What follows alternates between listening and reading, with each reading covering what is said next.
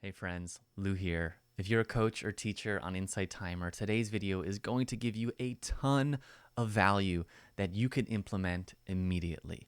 I'm going to be breaking down 8 ways that you can optimize your Insight Timer profile to increase engagement, attract the right people to your work, and just overall look more professional. Let's get into it. Number 1 is profile picture. First impressions matter. So it is so important that you have a professionally done headshot or photo shoot that you did with a photographer, not a really good iPhone photo. Have a professional edit it. This is foundational and it's really going to add to the professionalism of your profile. Not only that, you want to make sure the image you choose is actually aligned with the essence of your content. If you're someone who talks about joy and radiance and bliss, but your profile picture is this stoic looking stern energy, that is a misalignment with the essence of your content. I've had people literally say that they've taken meditations from me because they liked my smile. Now, it doesn't have to be all about aesthetics, but it is important to align the energy of your profile picture with the essence of your content. Number 2 is your bio. People aren't on Insight Timer to read a page of your story, because where is the link for people to go to your website? It's at the bottom of your bio. And so if people start scrolling and like this is a lot to read, they might just check out. I encourage you, max 3 paragraphs. You want short to the point. Go see your favorite teachers on Insight Timer, the most successful Insight Timer, and you'll probably notice they have a very short bio. So don't put too much in the bio. Give them a reason to want to go to your website to see the other things that you have going on.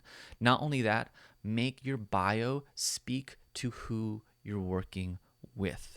If you are a coach and you want to attract people to come into your one-on-one work, it's important to say who that is in a short, succinct way.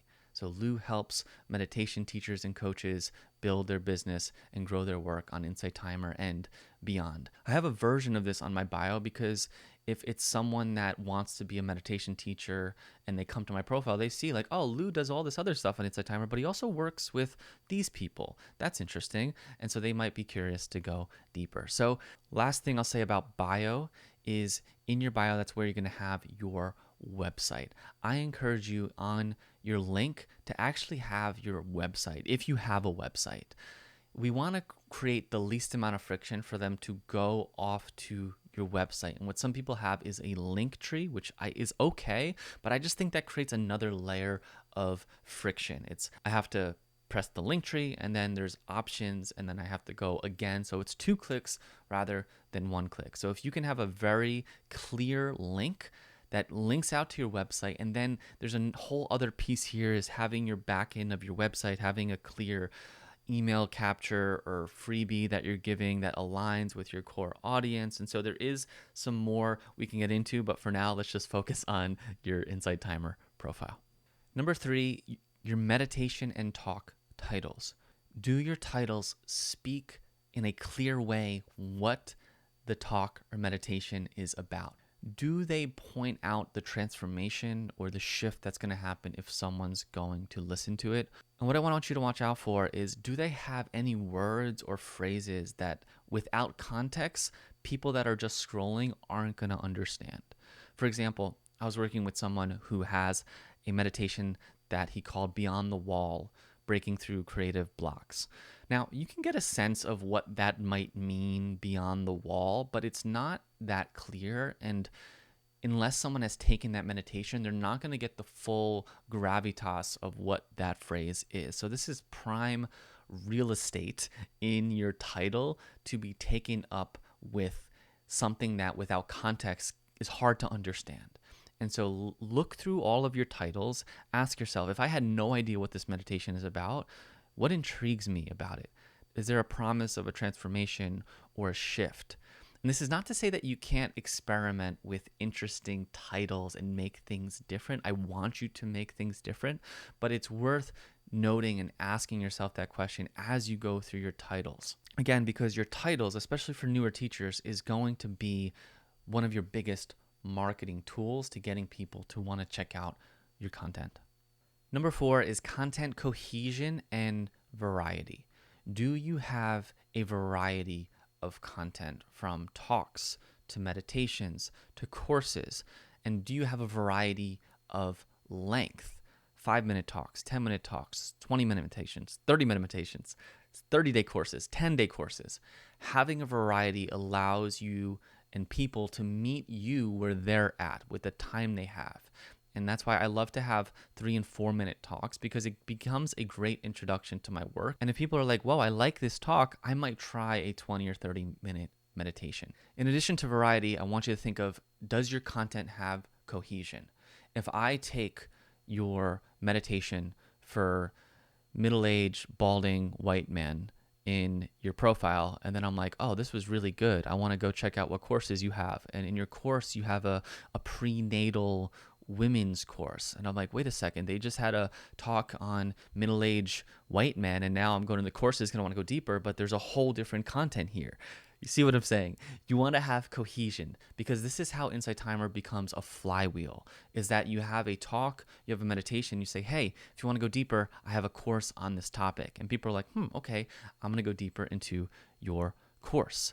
I recommend you picking 4 to 5 content pillars and themes that you can circle through, and to think about what are courses that are your content pillars. Your content pillars often should be the courses that you have, because if you have 5 courses on your 5 core themes, then all your content becomes easy, and then all your content links back to other content that you have.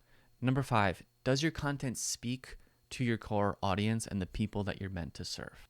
If you're a coach, do you have content that is aligned with the type of people that you are coaching, with the type of people that your bio says that you serve? This is going to help you break through some of the clutter and some of the generalization on Insight Timer, and help you find the right people.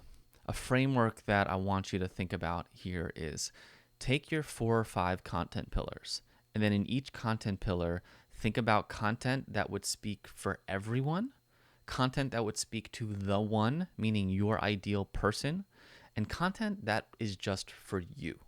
And so I'm not here to limit your creation on Insight Timer by any means, but it can be helpful to have meditations that will speak broadly to people in your theme, but then also have a piece of content that speaks directly to your ideal audience. To aging women, find calm and peace. You know, you have a meditation, you're known for the peace person. You're like, you love helping people find calm and peace. So you have a meditation, find calm and peace. Great. You have another meditation that says, aging women, find calm and peace. Whoa, that's way more specific. And then you're like, you know what? I want to do this real out there meditation around calm and peace, where I actually help people get really angry. And then we feel the difference between calm and peace, and it's like from anger to peace, and you're just wanting to create this unique thing because it's from you, because it's more of the art. You guys know that I love the art of this, and so this is not about just churning out content for the masses and for the people, but it's finding the balance, thinking of, for each of your content pillars, what is for everyone, what is for the one, your ideal audience, and what is just for you. Number 6, the visual branding of your meditation talk thumbnails. Ideally, if you have a great headshot or a photo shoot, you probably have images that have a similar vibe. I would use your photo shoot images for all your talks and meditations.